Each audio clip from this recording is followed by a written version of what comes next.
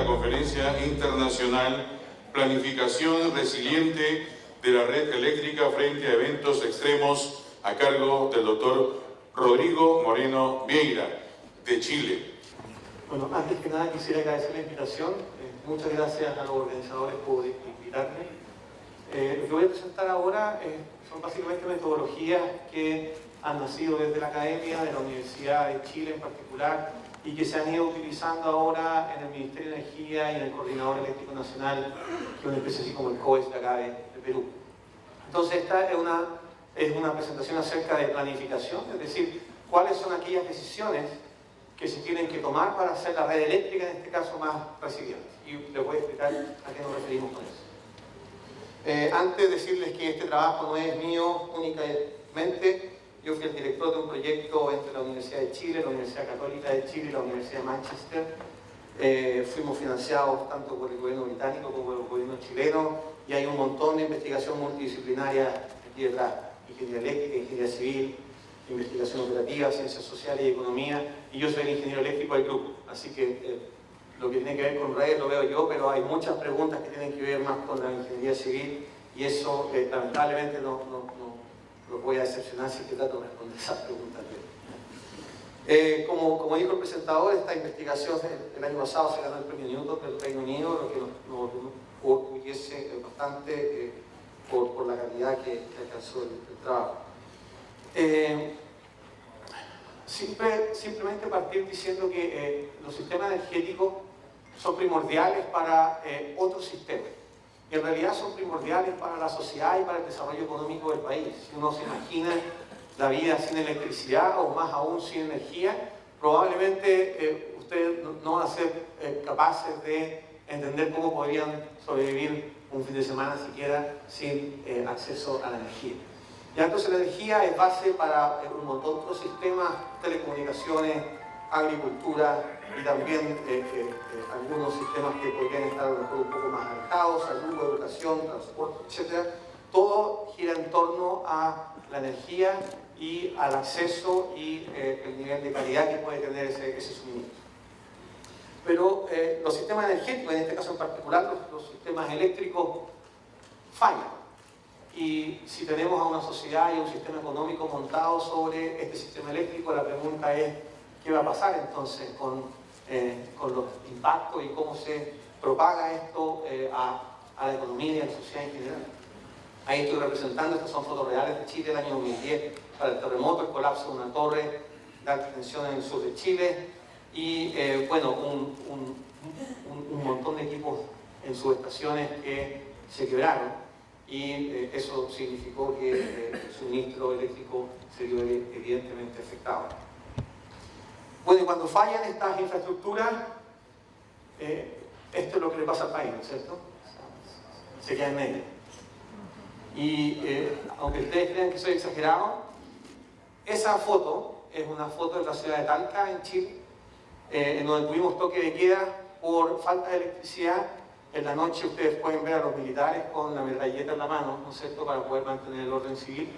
Y así se operó el país cuando no tuvimos suministro eléctrico producto de un desastre natural, en este caso en particular el terremoto en Chile. Entonces, la pregunta que nos hacemos es cómo podemos minimizar o cómo podemos evitar el impacto que puede tener los problemas del sistema eléctrico en otros sistemas sociales. Y esto simplemente para hacer el hincapié de que fue mucho más allá el problema de mantener el orden en la noche. Incluso en el día había problemas de saqueo, problemas de caos, pérdida de orden social, etc. Y ojo que esto no es un problema en Chile ni tampoco un problema en Latinoamérica. Esas fotos que pueden parecer muy similares a las anteriores, esto es Nueva York en el año 1977 en el Gran Blackout. Entonces, esto es un fenómeno que no solamente afecta a nuestros países, sino que es más bien un fenómeno global, ¿ya? ¿Qué pasa cuando la sociedad se expone a faltas de elementos básicos para su subsistencia? Y bueno, queda mucho por hacer. Lo que estoy mostrando aquí en el eje Y es SAIDI en minutos. El SAIDI es el índice que se utiliza para medir la cantidad de cortes de suministro en minutos que sufre un cliente promedio un cliente promedio, al año. Y fíjense que parte de los 10 minutos, pero termina este gráfico justo con 1531 minutos, digo justo porque ese es Perú. El caso anterior es Chile, 1100 minutos al año, un cliente eléctrico en promedio sufre falta de suministro. ¿Ya? La meta en Chile, según nuestra política energética, es que tenemos que llegar al año 2050 con 1 hora de SAIDI promedio, que eso es similar a los países escandinavos y a los países europeos que están al inicio del gráfico. Ustedes pueden ver, por ejemplo, las banderitas ahí del Reino Unido con 61 minutos, que es aproximadamente 1 hora. No obstante, los países latinoamericanos tenemos una calidad de suministro o una confiabilidad que está muy por debajo de eso. Y esto es peor cuando uno ve la dispersión, cuando uno ve la desigualdad de cómo distribuye esta falta de calidad de suministro eléctrico a lo largo de un país. En el caso de Chile, no sé si pueden ver los números arriba, dice 10, 20, 30, 40, 50, 60 horas. Fíjense cuántos días son esos. De no suministro al año promedio sufre un habitante, por ejemplo, en la región de Tarapacá. Por ejemplo, si uno se va a la región metropolitana, uno puede ver que los números son bastante más reducidos, 10 horas. No obstante, estamos lejos de la indicación y el objetivo que nos dio la política energética para el año 2050, de tener 1 hora al año 2050. Es importante destacar que, fíjense los colores, hay una barra que es la naranja que dice fuerza mayor. Fuerza mayor son precisamente la cantidad de horas, en este caso, de no suministro producto de eventos extremos. ¿Ya? Principalmente son eventos climáticos, pero aquí, por ejemplo, también están los terremotos y los movimientos sísmicos. La nueva mala noticia es que además esto, si no hacemos nada, eventualmente puede empeorar, ¿no es cierto? Esto es una publicación científica, pero esto ya permeó la política y estamos súper claros que en el nuevo contexto de cambio climático, estos eventos extremos, estos eventos de fuerza mayor, no van a hacer más que intensificarse y ocurrir de manera más frecuente. Y eso es un hecho, y si evidentemente no hacemos nada, estos números que tenemos actualmente de falta de confiabilidad pueden empeorar de manera dramática. Y fíjense, el Diario Financiero de Chile nos advierte que el año pasado tuvimos pérdidas por episodios climáticos del orden de 200 millones, y ojo que el año 2018 es un buen año. Si nos vamos al año 2010, esta cifra se puede aumentar de manera dramática. Entonces, si tenemos pérdidas, producto de la falta de resiliencia, producto de la falta de confiabilidad de las redes eléctricas, ¿por qué no hacer algo? O sea, ¿por qué no hacemos mejoras que precisamente nos ayuda a reducir estos números? La situación hidro también es bastante importante, y esto en el contexto de cambio climático es relevante. El país, Chile, tiene una capacidad de hidroelectricidad que es importante. Fíjense que las áreas rojas, ese es un trozo de Chile, las áreas rojas indican cómo ha sido el año 2019 con respecto a los caudales de los ríos, con respecto al promedio histórico. El color rojo significa que estamos bajo 60-80% del promedio histórico.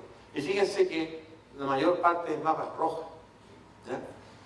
Al lado derecho se indica cuál es el uso, cuál es el nivel de utilización de nuestros embalses en Chile. No van a poder ver los nombres, pero sí ven las burbujas con color azul. Color azul es la utilización del embalse. Fíjense que el Maule y el Laja, que son los más importantes, son las dos últimas burbujas de la derecha, están subutilizados, el índice de utilización es aproximadamente el 25%. Y esto es importante porque resiliencia no solamente significa eventos extremos en la forma de falla en las redes, sino que también en la falta de elementos primarios que nos permitan generar electricidad. Y esta foto que parece tan simpática, que fue, no sé si alguien ha estado en Chile, pero este es el centro de Santiago, la Casa de la Moneda, nieve el año 2017, pero eso significó evidentemente que tuvimos problemas de suministro eléctrico nuevamente, porque una ciudad como Santiago no está preparada para recibir nieve. La pregunta es si estos sucesos van a empezar a ocurrir de manera más intensa y de manera más frecuente. Fíjense ahí que el pic llegó a 300.000 clientes desconectados y fíjense la escala de abajo son 10, 15, 16, 17, 18, 19 del mes 7, del mes de julio. ¿Ya? Entonces, son varios días en donde una parte importante de los clientes de la ciudad no tuvieron suministro producto de un evento climático. Y bueno, y la lista de eventos climáticos sigue, ¿no es cierto? Hay olas de calor, granizo, sequía, y ahí pueden ver la slide que estoy presentando. En particular destaco los terremotos y los tsunamis producto de nuestra posición en el mapa, ¿no es cierto? Perú está hablando recién de exactamente lo mismo, Chile es obvio cómo estamos expuestos a esos efectos. Y la pregunta es precisamente cómo hacemos de estos efectos, o cómo hacemos de estos eventos, disculpen, menos catastróficos. ¿Ya? Esta es la interacción que hemos preparado, un trabajo que hemos hecho para tratar de entender cómo estos eventos de distinta naturaleza, siendo eventos extremos, catastróficos, naturales, impactan a los sistemas eléctricos. Entonces, por ejemplo, escasez de combustible. Uno no lo puede creer, pero tuvimos marejadas. Hace un tiempo en Chile, marejadas significan que los puertos se cierran, los buques no pueden atracarse a Chile y estuvimos con problemas de falta de combustible para echar a andar las máquinas que producen electricidad. ¿Ya? No alcanzó a gatillarse el problema, pero estuvimos con una reserva muy pequeñita. Eso, por ejemplo, es cómo sutilmente un fenómeno que no parece importarle al sector eléctrico finalmente es sumamente relevante. Escasez de agua, la generación hidráulica, ¿no es cierto? Daño a infraestructura, un terremoto que puede quebrar una chimenea de una central térmica, por ejemplo, central térmica que tiene que parar. Colapso de equipos eléctricos, evidentemente indisponibilidades de comunicaciones, en un aluvión importante que tuvimos el año, no recuerdo muy bien, pero es por ahí por el año 2016, en Pozo Almonte, Diego Almagro, cortó las redes de comunicaciones de Chile y el sector eléctrico tuvo que operar la mitad del sistema a ciegas. O sea, el escala del sistema para el ingeniero eléctrico, cuando uno ve todas las señales de lo que está ocurriendo en el sistema de alto voltaje, el sistema de transmisión nacional, el coordinador, el ente encargado de operar el sistema, estuvo con zonas apagadas en términos de comunicaciones y aún así tenía que ser capaz de dar órdenes a esas máquinas para mantener la frecuencia constante de 50 Hz, no sobrecargar los equipos, etc. Indisponibilidad de recursos humanos, la gente que finalmente trabaja en estas empresas, estas utilities, tiene familia evidentemente, y cuando ocurren estos desastres naturales hay prioridades y muchas de esas personas no están disponibles para efectuar las tareas básicas de reposición.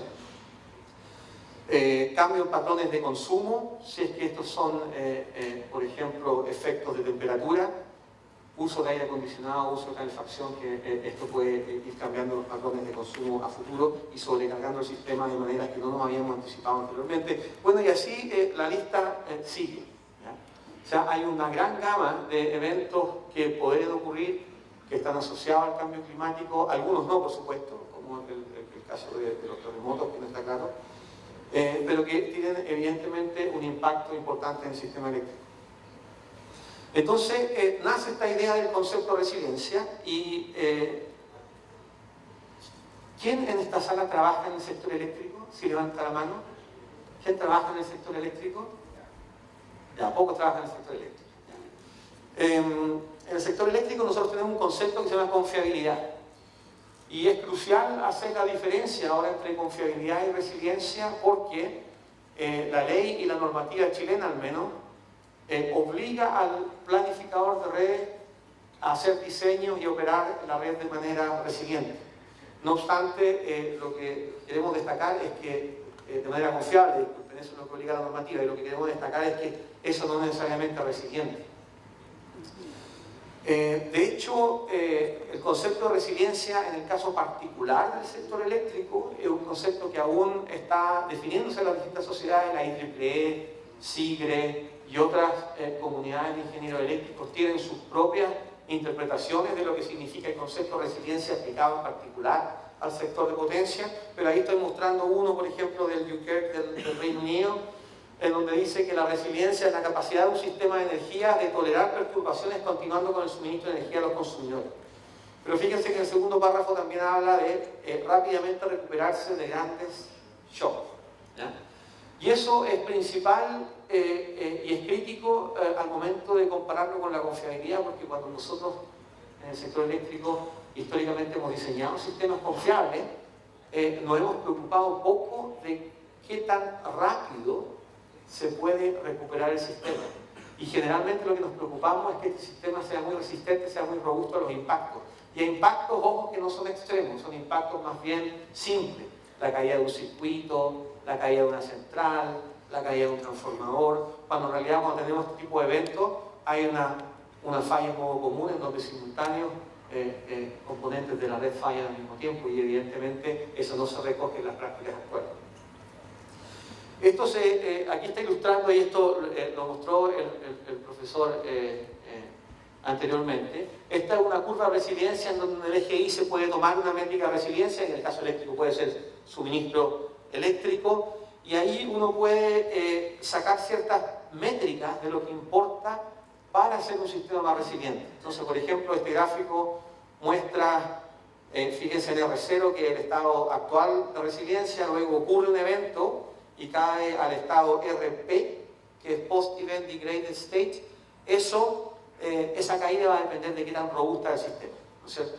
Luego el sistema puede permanecer ahí un cierto tiempo y luego viene el estado restaurativo, de recuperación, en donde se empiezan a desplegar acciones para que el sistema empiece a reconectar consumo. Y finalmente, cuando se recupera completamente la infraestructura, se recupera la resiliencia del estado inicial, e incluso si aprendemos del pasado y tenemos ciertas acciones de adaptación, podemos llegar a niveles de resiliencia mayores a los anteriores. Fíjense la similitud de la curva de resiliencia, y de hecho la curva que se presentó anteriormente con esta curva muestra el suministro eléctrico la noche del 27 de febrero del 2010, cuando ocurrió el terremoto. Fíjense el sistema interconectado, cómo estaba abasteciendo el orden de 5.000, 6.000 megawatts, y abruptamente el 27 de febrero a las 4 de la mañana ocurre un blackout, ¿no es cierto? Y luego se empieza a recuperar el sistema lentamente, y ustedes ven ahí en el eje X, 27 de febrero, 28 de febrero, 1 de marzo, y así, y ustedes van a ver que a lo largo que pasa el tiempo, a lo largo que pasan los días, entonces el sistema se va recuperando. Un aspecto importante de la resiliencia es que se preocupa de los eventos de baja probabilidad, frente a lo que siempre estamos preocupados en el sistema eléctrico en términos de confiabilidad, que son los eventos de alta probabilidad. Siempre nos preocupamos qué pasa si falla un circuito, qué pasa si falla una torre. Bueno, esos son eventos de alta probabilidad, ¿ya?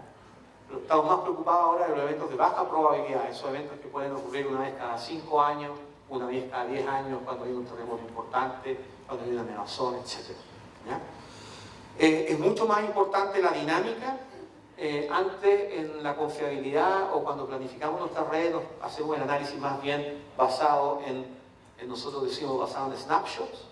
Miramos el sistema como una foto y vemos qué tan resistente es para aguantar un cierto evento. Ahora lo que estamos preocupados es de lo que ocurre en todas las dinámicas, tanto de la falla como de la reconexión de los consumos, y cómo hacemos que eso sea mucho más eficiente para enfrentar desastres naturales al futuro. ¿Cuáles son las decisiones que nos van a hacer que esa dinámica, que esa curva, luzca mejor? Es importante que la resiliencia no solamente tiene un foco en los clientes, sino que también tiene un foco en los clientes y la infraestructura. Nosotros podemos hablar de resiliencia a nivel de consumo, a nivel de la producción, pero también hablamos de resiliencia de la infraestructura. Y nos va a interesar qué tan resiliente es la infraestructura después de un evento, independiente de lo que pueda ocurrir con los consumos. Fíjense que en el año 2010, uno de los blackouts más importantes ocurrió una semana después de que ocurrió el terremoto del 27 de febrero.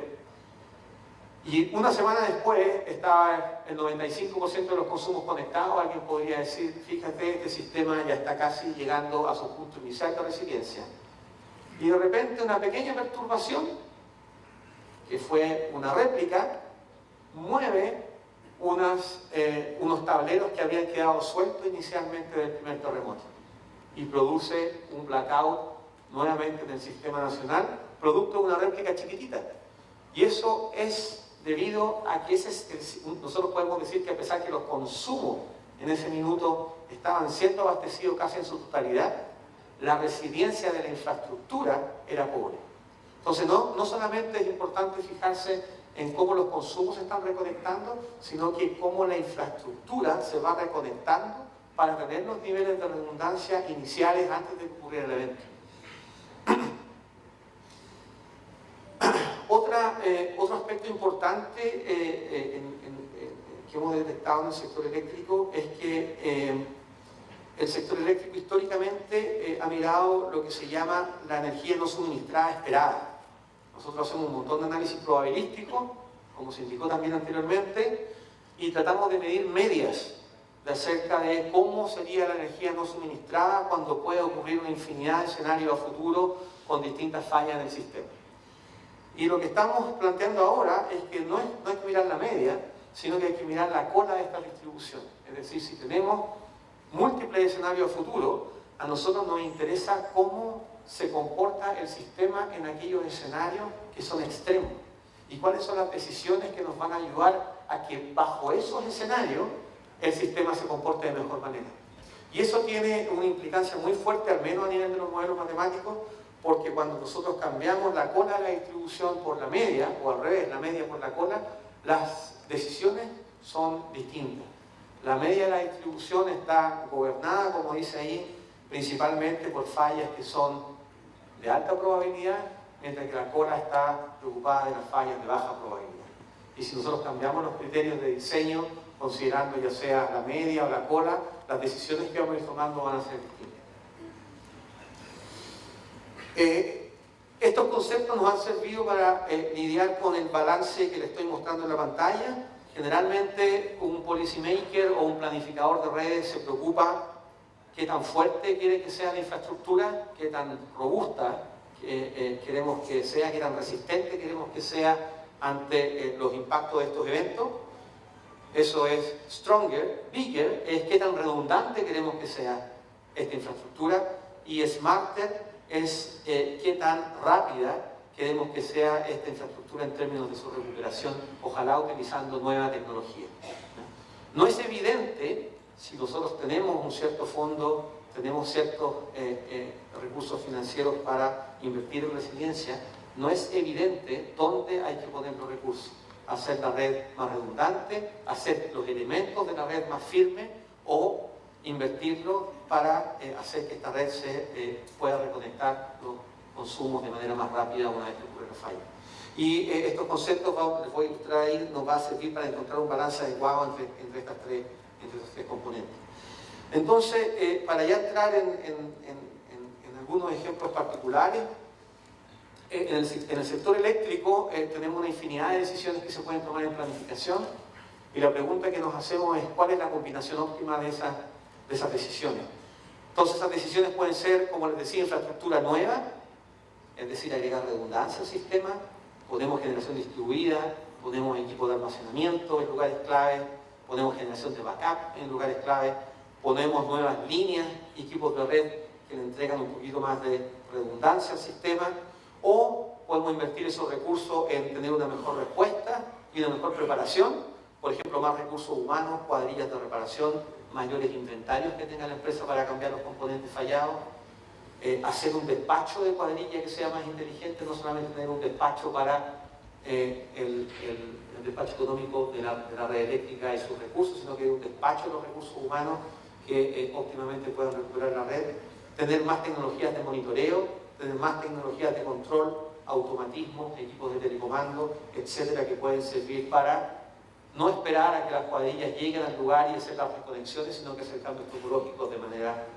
remota. También hay otros ejemplos de cómo mejorar la red a través del robustecimiento. Por ejemplo, soterramiento de redes, anclaje de obras civiles, tener equipos especiales, por ejemplo, antiterremotos, antisísmicos, anti-inundaciones, cambiar los estándares. Podemos cambiar los estándares de construcción, podemos cambiar los estándares incluso de la IEEE. Fíjense que los estándares, los estándares para los equipos de la IEEE que utilizamos, el estándar IEEE 693, establecía que los equipos tienen que aguantar una aceleración del orden de 0.6 G en el punto donde está instalado el equipo. Y la instalación y cuando uno ve lo que pasa en el año 2010, se da cuenta que la aceleración en algunos puntos fue más allá de lo que establecía el estándar. ¿Ya? Los nuevos estándares evidentemente son mejores. Los nuevos estándares, de hecho, el IEEE establece que las pruebas tienen que ser en conjunta, no solo los equipos independientes. Un gran problema que tuvimos en Chile es que los equipos aguantaban, pero como están amarrados por interconexiones eléctricas, al momento de moverse, la interconexión entre esos equipos se tensó y terminó quebrando parte de los activos de la subestación. Para poder establecer numéricamente y cuantitativamente cuáles son las mejores decisiones que podemos tomar, hicimos un modelo de simulación. Ese modelo de simulación lo que hace básicamente implementar estos 4 pasos que se muestran ahí. Primero hacemos una caracterización de la amenaza, simulamos la ocurrencia de terremotos en distintos lugares. Luego, en una fase 2, tenemos la simulación de la fragilidad de los componentes. Mediante una técnica que se llama curvas de fragilidad, podemos traducir la intensidad de un cierto terremoto, por ejemplo, que está sufriendo un equipo, la intensidad en términos de la aceleración, lo traducimos a una probabilidad de falla. Y evidentemente, a mayor aceleración que ese equipo está sometido, hay una probabilidad de falla más alta. Luego, la fase 3, se simula lo que pasa en el sistema eléctrico cuando ocurren varias fallas en el sistema, y esas fallas están originalmente gatilladas por los terremotos que se están simulando. Y en el paso 4 se hacen también estudios de flujo de potencia, pero viendo la reconexión de la red. Luego, ese problema de simulación que está a la mano derecha se embebe dentro de un modelo de optimización que está a la mano izquierda, y que básicamente, mediante pruebas y errores, ve cuáles son las mejores mejoras que se le pueden hacer a la red, y que en términos de la simulación uno ve que hace mejorar el performance de la red en términos de la reconexión de los equipos, la tasa de recuperación, etc. Entonces, en definitiva, lo que hacemos es simular una serie de terremotos, cada uno con sus probabilidades en función de la información histórica que tenemos en Chile.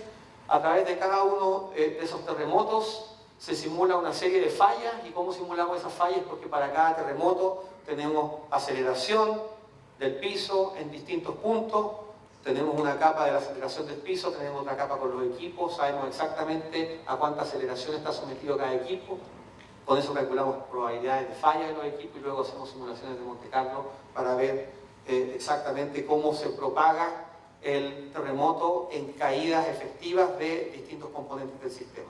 Y finalmente, para cada uno de esos escenarios se obtienen curvas como las que se mostraron anteriormente, como las que mostré actualmente, en donde se simula básicamente toda la desconexión y luego la reconexión de demandas a los sistemas, y esto se hace miles y miles de veces para tratar de entender cuál es el nivel de riesgo al cual el sistema está expuesto. Y como esto es un simulador, uno puede ir haciendo pruebas, uno puede ir poniendo distintas inversiones en el sistema, ir jugando con distintos tiempos de recuperación, y podemos ver el impacto en términos de cuánto ayuda a reducir el riesgo las distintas medidas que estoy tomando. En el caso de Chile, que lo ocupamos como un caso de comparación, un caso que nos permite ajustar nuestros modelos, nosotros sabemos, fíjense, la generación tuvo un cierto impacto. En términos de la transmisión también hubo un cierto impacto, pero fíjense que el mayor problema fueron subestaciones. 12 de las 46 subestaciones a nivel nacional, es decir, un cuarto de las subestaciones, presentaron equipos fallados. Problemas en los bushing, en los pantógrafos, en los circuit breakers, que es lo que yo les comentaba anteriormente, que se pensaron estas interconexiones, que se quebraron finalmente estos equipos, y eso significó que el 25% de las subestaciones a nivel nacional quedaron inoperativas después del terremoto. Imagínense lo que significa eso. O sea, no estamos hablando de un criterio de una falla simple, 2 fallas, estamos hablando de un cuarto de las subestaciones a nivel nacional. ¿Ya? A nivel de línea, a nivel de torres, no hubo mayor problema. De hecho, se quedaron solamente 3 torres. Yo les mostré una foto de eso, pero vemos que las torres y las líneas en particular no son un problema. Eso nos sirvió para poder calibrar estos modelos y poder entender cuáles son las diferencias entre las cosas que estamos haciendo ahora y las cosas que debiésemos estar haciendo. Lo que estamos haciendo ahora, y lo ilustro aquí en un sistema muy pequeñito, es básicamente agregar líneas. La política actual de confiabilidad en Chile, la norma técnica, consiste en agregar redundancia al sistema, pero cuando hacemos todo el análisis de terremotos, vemos las aceleraciones y vemos cuáles son las mejores medidas para combatir el impacto de esos terremotos, nos damos cuenta que en realidad lo que hay que hacer es robustecer subestaciones. Robustecer subestaciones por lejos, una medida que paga mucho más, entrega mucho más beneficios para enfrentar terremotos en Chile que agregar redundancia a nivel de líneas, que es lo que dice la norma técnica. ¿Ya? Entonces, con esto demostramos que básicamente hacer confiabilidad es muy distinto a hacer resiliencia. Y en este caso, si queremos combatir el efecto de los terremotos, que es uno de los fenómenos que nos ocurre y que nos pega en Chile con mayor dureza, entonces nosotros debiésemos estar haciendo un robustecimiento de nuestras subestaciones en lugares estratégicos. También medimos, y esto simplemente les voy a dejar los números, pero esto es solamente para demostrar que también es importante la generación distribuida. No todo está en hacer cosas a nivel de transmisión, también hay muchas cosas que se pueden hacer a nivel de distribución. Entonces tratamos de entender, cuando tenemos un fondo para poder utilizar en aumentar la resiliencia del sistema, dónde está mejor gastado ese fondo, robusteciendo la red de transmisión o mejorando la situación en la red de distribución. Y resulta que hay un portafolio, es decir, queremos mejorar la red de transmisión para hasta un cierto punto, pero también queremos poner ciertos recursos a nivel de la red de distribución, y en general generadores de backup son una buena idea. Esto también ilustra, desde pueden ser los números, lo que quiero explicar aquí es, dependiendo de las métricas de resiliencia que uno se imponga, es las decisiones que uno toma. Cuando uno quiere minimizar la energía no suministrada como un todo, uno robustece subestaciones, que fue lo que dije anteriormente, pero si uno quisiera maximizar la tasa de recuperación, uno vuelve a invertir en líneas, pero son líneas muy particulares, son líneas que conectan los centros de carga con lugares en donde hay centrales de partida rápida. Entonces, conectar, por ejemplo, Santiago con lugares estratégicos de centrales de partida rápida que hay en Chile, eso evidentemente ayudaría a hacer una recuperación mucho más efectiva del sistema. Me quedé sin tiempo, así que voy a ir a esta lámina. Lo que hicimos aquí fue jugar un poco con el budget. Empezamos a suponer que el policy maker, en este caso el ministerio, empezaba a dar más y más recursos para invertir y mejorar la resiliencia del sistema, y tratamos de encontrar e identificar cuáles son los portafolios óptimos a nivel de la red de transmisión para poder mejorar la resiliencia del sistema. Y nos encontramos, por ejemplo, que hay un link HVDC, que de hecho el coordinador lo aprobó para poder aumentar la resiliencia del sistema. Ese link HVDC, por supuesto, hace otras cosas también. Transporta energía solar de Atacama a Santiago, que es su principal labor. No obstante, tiene una externalidad positiva, que es aumentar la resiliencia de manera significativa. Robustecimiento de subestaciones. Alto Jahuel, Cerro Navia son subestaciones que alimentan a Santiago. Evidentemente, si robustecemos los puntos de entrada a Santiago, vamos a tener menos problemas en Santiago, que es el principal centro de carga.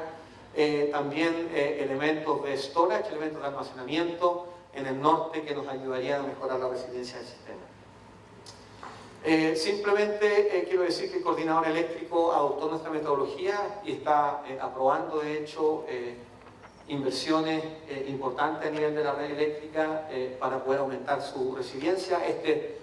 Esto es simplemente para indicarles también que la metodología es flexible en términos de cuál es la amenaza específica que se quiere estudiar. Nosotros estudiamos principalmente terremotos, pero el coordinador lo utilizó para estudiar tsunami y trató de identificar cuáles son los elementos de compensación reactiva que permiten ante un tsunami maximizar la transferencia de potencia entre distintos puntos.